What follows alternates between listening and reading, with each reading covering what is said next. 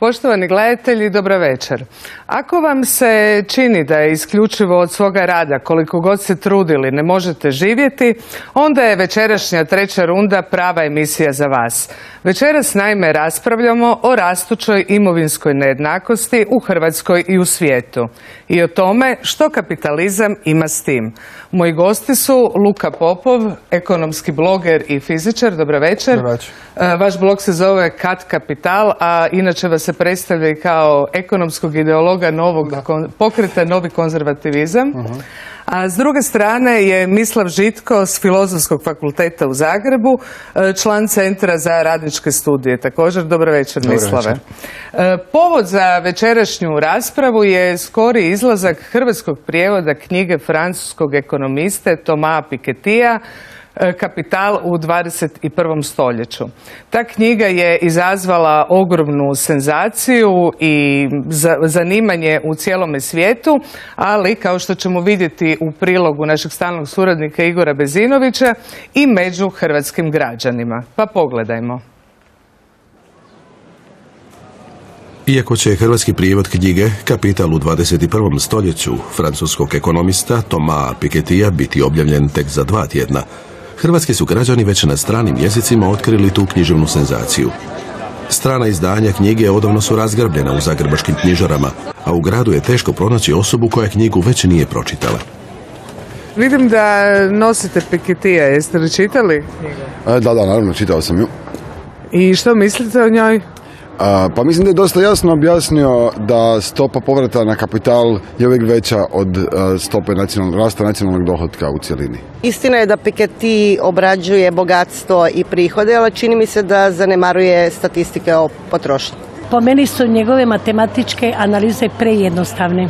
Pa čini mi se da je i kao Saint-Simon početkom 19. stoljeća dokazao da će naslijeđeno bogatstvo uvijek brže rasti nego ono zarađeno bogatstvo.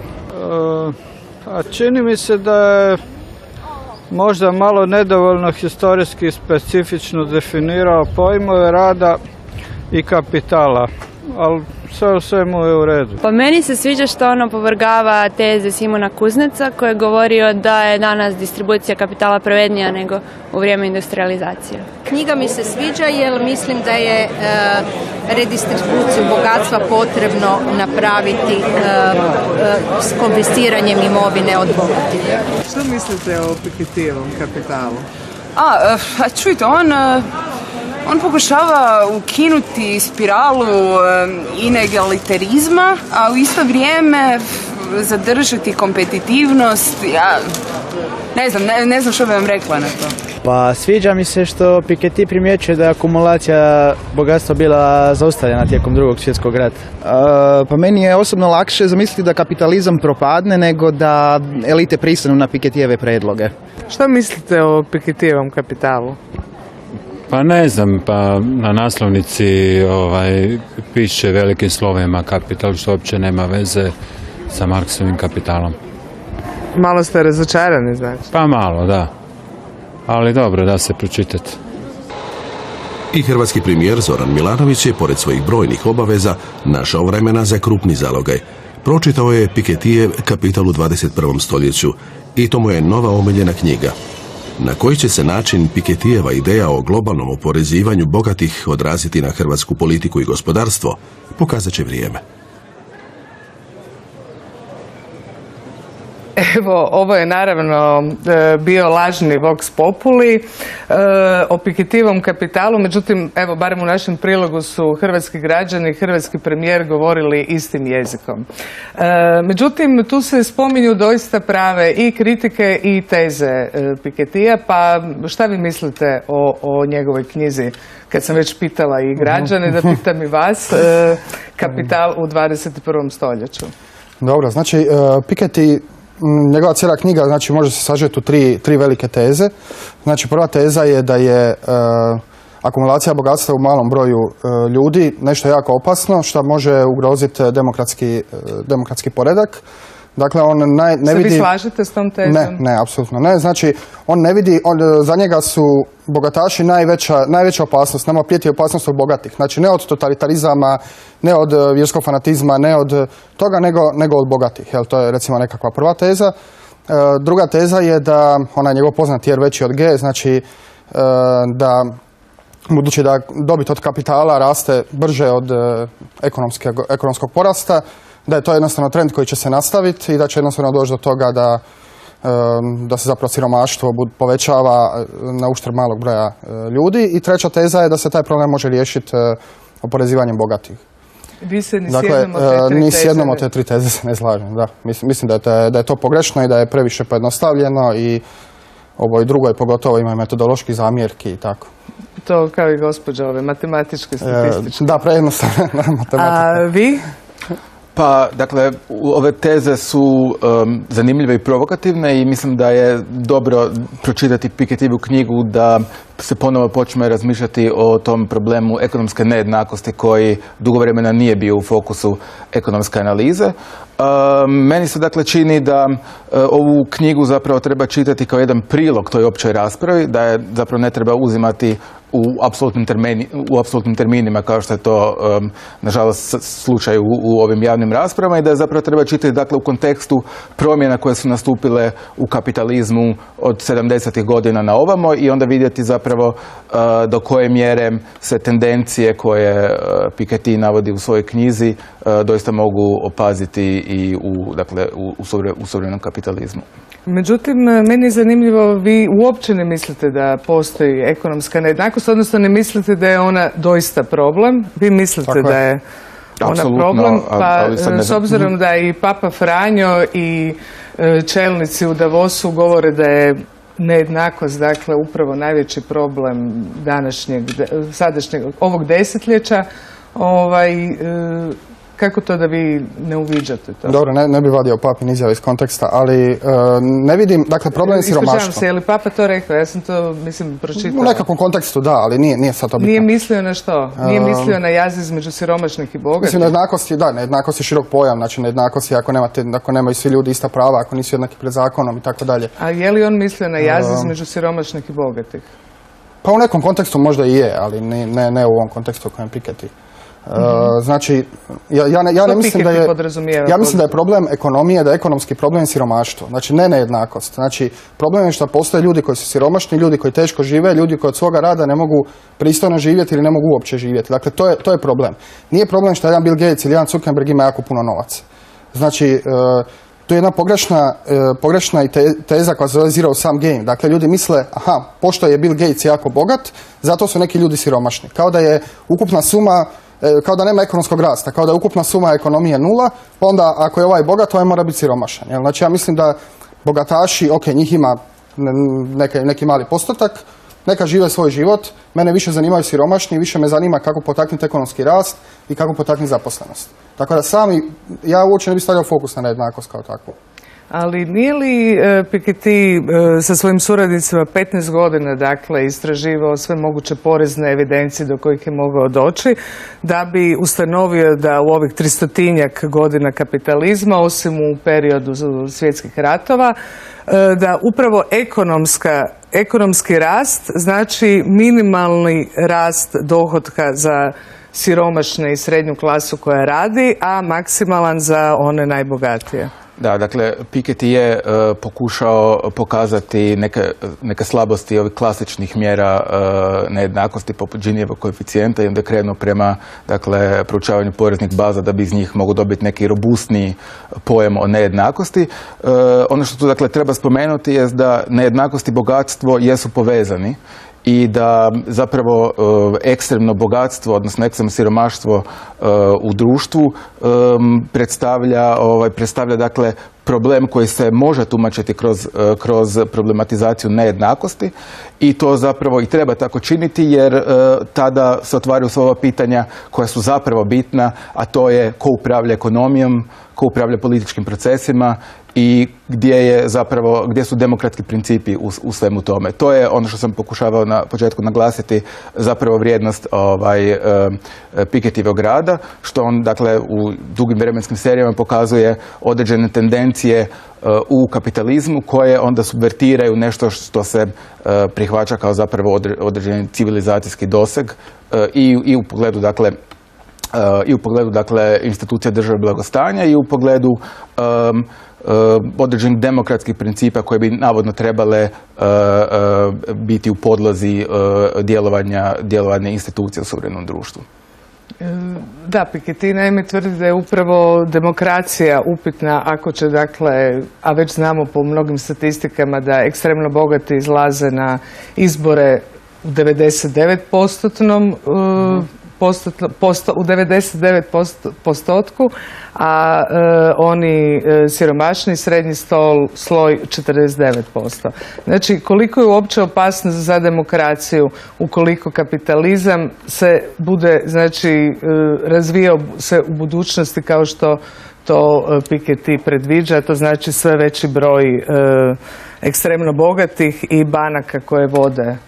Mislim, taj argument izlaska na izbore mi nije jasan zato što 90% od 10% je manje nego 46% od 90%. Znači, od ovih 90%... Dobro, ali znači, ono što se istraživanje je napravljeno oko toga da ko ima veći, kome je više u interesu da izađe na izbore. Ok, nije problem samo izlaska na izbore, znači problem je i tog kroni kapitalizma, znači problem je što ti jako bogati pojedinci utječu fundiranjem, donacijama i tako dalje, znači utječu i na političke procese koji onda oni za uzvrat izglasavaju takvu regulaciju tržišta koja će pogodovati njihovom poziciji monopola ili tako dalje.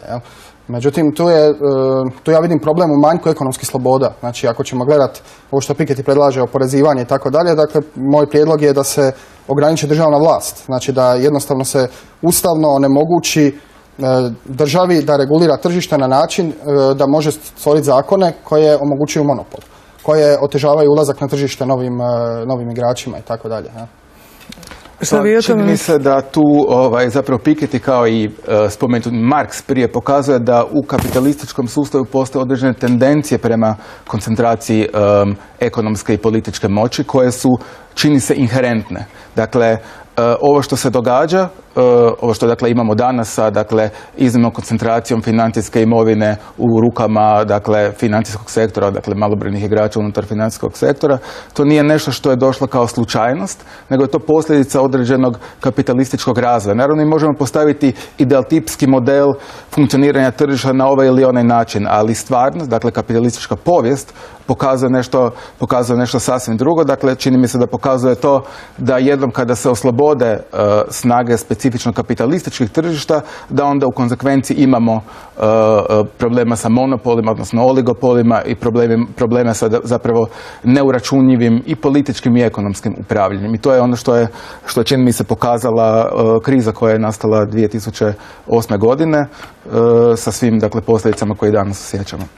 Ja mislim da je pogrešno povezivati nejednakost sa kapitalizmom, zato što postoje istraživanja i to se može čak i ilustrirati. U socijalizmu je puno veća nejednakost i puno veća koncentracija moći nego u kapitalizmu. Znači, pogledajte, recimo, socijalističke zemlje, neke koje danas imamo, recimo Sjeverna Koreja, pa sad usporedite razliku bogatstva od seljaka Sjeverne Koreje koji doslovno umire od gladi, od jednog partijskog funkcionera koji se opija američkim viskijem. Ja?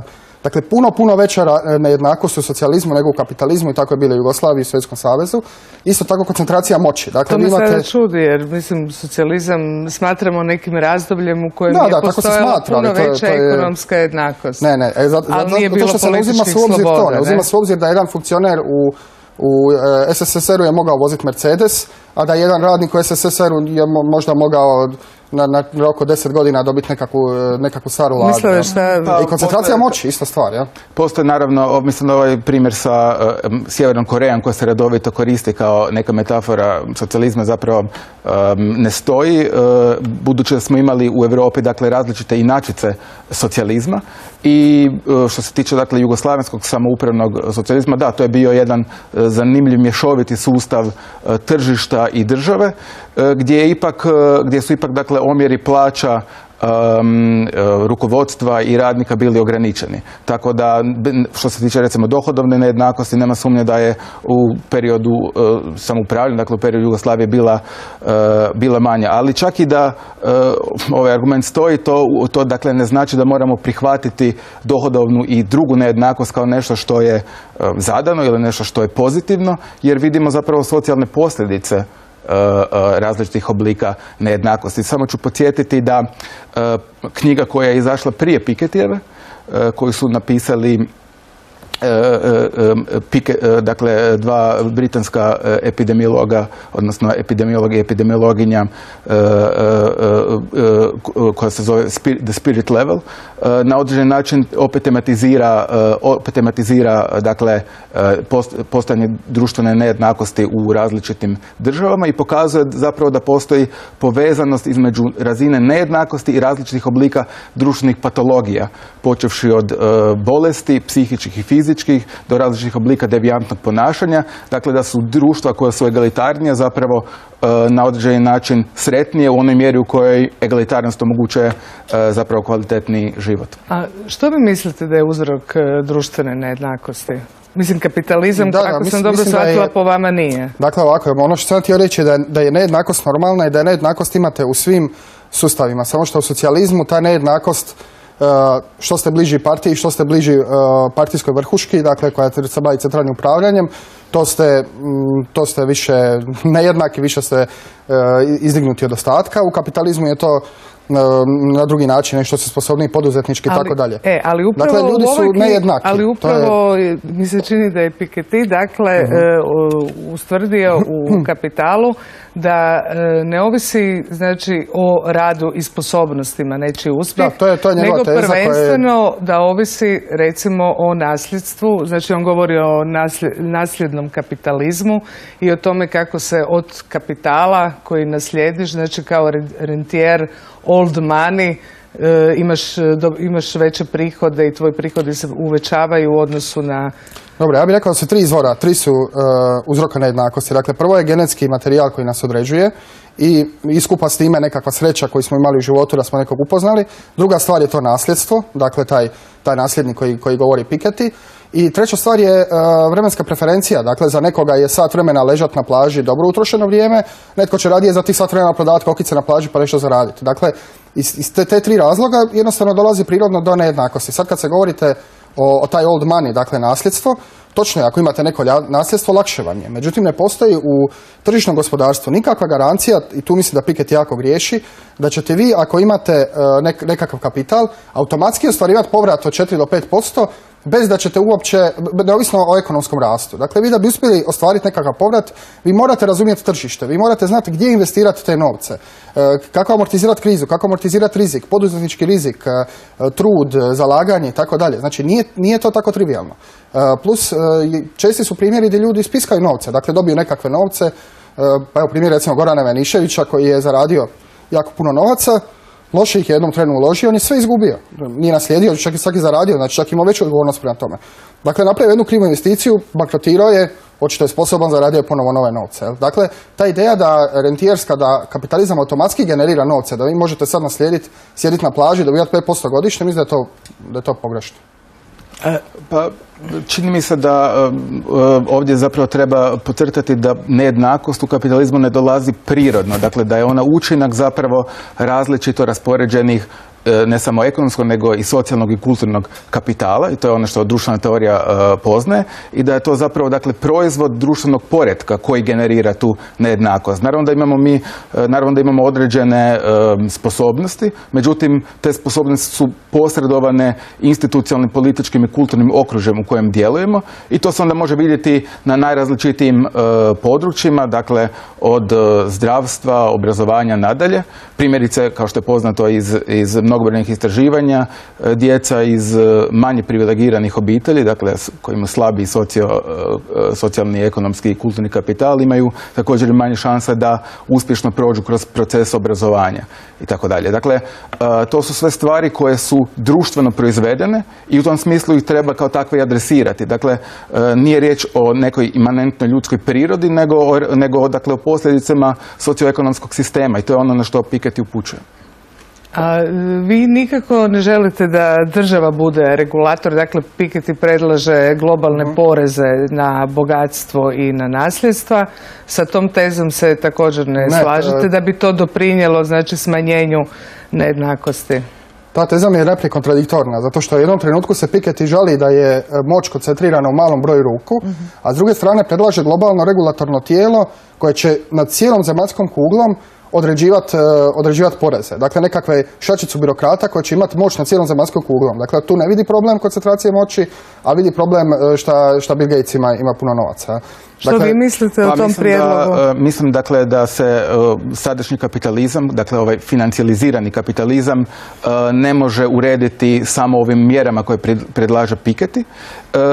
I također mislim da je važno podvući činjenicu da je u konstituciji takve jedne institucije ili niza institucija važno da one budu demokratski uračunjive. Dakle, ono što ja mogu sa svoje pozicije reći je da naravno niko ne želi da skupina anonimnih birokrata, kao što je to recimo slučaj u Briselu, dakle, da ona donosi sve važne odluke mimo volje stanovništva i mimo dakle nekog javnog interesa. Poanta je u tome upravo da se stvori institucija koja će biti demokratski uračunjiva i koja će onda moći na određeni način reprezentirati, predstavljati i voditi u smjeru dakle ostvarivanja tog javnog interesa. To je ono što nismo imali prilike vidjeti u zadnjih nekoliko desetljeća. Međutim, ono što smo vidjeli prije ovog ulaska u takozvanu financijaliziranu fazu kapitalizma, dakle u ovom zlatnom periodu kapitalizma, kako ga se obično u literaturi naziva od 1945. do 70. vidjeli smo dakle institucije Bretton Woodsa i institucije takozvane države blagostanja koje su uvelike, to je bio dakle taj socijaldemokratski odbor, koji su uvelike ublažile ove najsirovije učinke tržišta. I sad, budući da je Pikettyjeva pozicija takva da on zapravo ne želi ukinuti kapitalizam, nego ga želi reformirati, mislim da je to ono na što on u konsekvenciji cilja, iako to možda nije dakle eksplicirano u samoj knjizi, dakle na stvaranje takvog jednog regulatornog okvira koji bi donekle podsjećao na te dakle zlatne godine kapitalističke povijesti i koje bi onda omogućile stanovništvu dakle razvijenih zemalja da dosegnu onu kvalitetu života kako su imali u tom periodu. Međutim, problem je, samo da dovršim, problem je u tome što između ostalog Piketty zanemaruje i samo sporadično dotiče problem ekološke održivosti. Dakle, ekološka održivost je ovakvog ekonomskog poretka koji uvelike baca drugačije svjetlo na cijelu ovu koncepciju rasta koju on ima dakle, u podlozi svoje teorije. Vama se diže kosa od ekonomske održivosti. Koliko sam čitala na vašem blogu, ekonomske održivosti, države kao nekog regulatora odnosa, ali recimo pri kraju smo emisije. Dakle, u Hrvatskoj prema Forbesovoj listi ima oko 280 multimilionera, prema statistikama Eurostata 850.000 hrvatskih građana ili građana Hrvatske je siromašno. Dakle, kojim mehanizmom bi se ta nejednakost mogla smanjiti? A očito da je rastuća u korist, dakle, bogati svake godine imaju sve veći, povećavaju svoj kapital, a broj siromašnih se povećava. Mislim da je to, samo pitanje tako postavljeno da opet imate zero sum game. Znači, vi mislite, ovi su bogati, ovi su siromašni. Ako želimo da ovi siromašni postanu bogati, onda ovi moraju malo postati siromašni jer je ukupni zbroj nula. Ne mogu oni postati siromašni. Neko oni ostanu bogati. Nek budu 10 puta bogati. Mene zanimaju ovi dole. Znači, zanimaju me ovi dole kako osigurati ljudima radna mjesta i tako dalje. Ne smanjivanjem nejednakosti. Ali ne samo osigurati radna mjesta, nego onda da dobivaju plaću za svoj rad. Znači, treba ekonomski rast. Znači, treba potaknuti ekonomski rast i mislim da je pitanje pravo kako stvoriti radna mjesta, kako potaknuti ekonomski rast, a ne kako smanjiti nejednakost. Znači, ja uporno inzistiram na tome da to što je 280 milionera, ne znam kako ste rekli u Hrvatskoj, mislim da to, ne vidim u čemu je tu problem. Multimilionera, nek su multimilijarderi. Znači, ne vidim u čemu je tu problem. Dakle, mislim da je problem nezaposlenosti, recimo u Hrvatskoj, može se razgovarati o njemu potpuno neovisno o broju multimilionera u Hrvatskoj. Moje osobno mišljenje je da je problem i današnjeg kapitalizma u Europskoj uniji, pogotovo u Hrvatskoj, je prevelika regulativa, prevelika država, preveliki porezi, prevelika prisutnost države na tržištu, regulira se svaki korak, sve je propisano, prerigidno radno zakonodavstvo. Dakle, kad bi država napravila jedan back-off, pustila ljude da slobodno trguju, da slobodno izmjenjuju dobra za dobro, da slobodno sklapaju ugovore na obostrani interes, mislim da je to put kojim treba ići. Ste vi na slobodnom tržištu? Sada na slobodnom tržištu? Pa jednim dijelom jesam. Šta to znači? Mislim, znam da ste profesor na Ne, ja sam na PMF-u. Ja sam na PMF-u. Dakle, zaposleni ste na sveučilištu. Jesam na sveučilištu. Dobro, imam neke obrti i tako dalje, ne bi se reklamirao. Znači, dijelom jesam i na slobodnom tržištu i dijelom radim. A mislite li kao, evo, veći zagovornik od Luke Piketijevog kapitala da je uopće, čuli smo da je premijeru Milanoviću je to omiljena knjiga, navodno je i ministar Lalovac na godišnjem odmoru čitao Piketija, da su uopće dakle, modeli o kojima on govori primjenjivi u Hrvatskoj?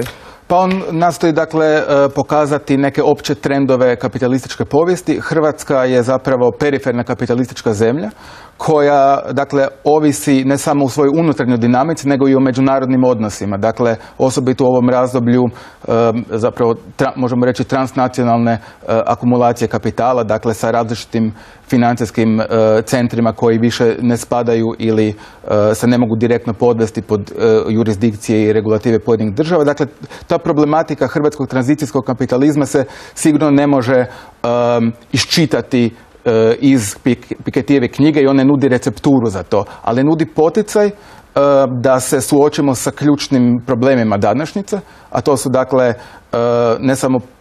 ne samo problemi nejednake raspodjele dohotka i bogatstva, nego i nejednake raspodjele ekonomske i političke moći koja, čini mi se, iz toga slijedi.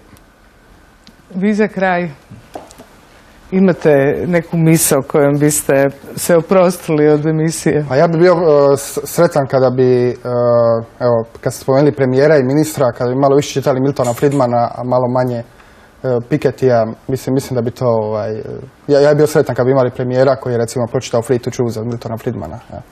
Pa dobro, meni premijer izgleda kao da je vjerojatno pročitao, samo ne znam da li išta primijenio. Pa, predstavljao se u javnosti kao liberalni kalvinist, pa teško sam procijeniti koja je točno literatura u pozadini. Ok, hvala vam najljepša na razgovoru. Vama, dragi gledatelji, hvala na gledanju i vidimo se sljedeći tjedan u trećoj rundi. Doviđenja.